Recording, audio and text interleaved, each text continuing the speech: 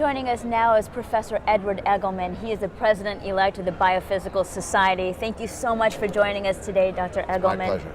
Now, you have a term that starts at 2015, but how is the plans for the annual meeting going?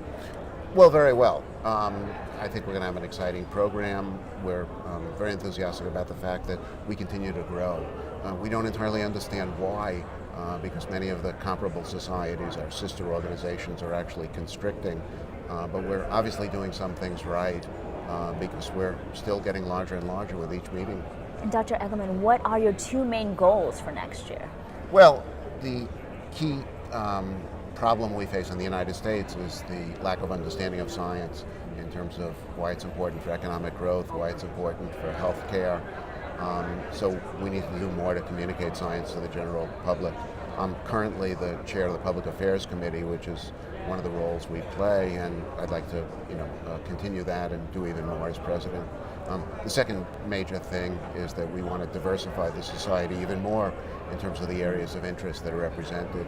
So there are many people who work in chemistry, and physics, and polymer science who have nothing to do with the society, but they're working on problems that are very related and relevant to what the current membership does. So we want to bring them in. You are a very busy man, so why take on such a big role with the Biophysical Society? Well, I think it's part of civic duty and civic service that scientists pretty much like to stay in the lab and do things by themselves, but we have to do more to communicate science to the general public, so that's why I want to do this.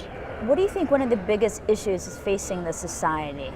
Well, there's the shadow looming over everything, which is the decline in science funding in the United States. Now, we're not an American society, but 2/3 of our membership is in the United States, and U.S. competitiveness in science just continues to decline.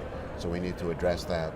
We need to convince the American population to vote for politicians who are supportive of science. And your upcoming term, is that going to be a big priority for you? Oh, absolutely. Fantastic. And what advice would you give young scientists or those just starting out in this career? Persevere. That it might be the same advice you'd give someone who wants to become a musician or an artist, which is unless you have a passion for doing this, don't do it. It's not a guaranteed career. It's not like investment banking.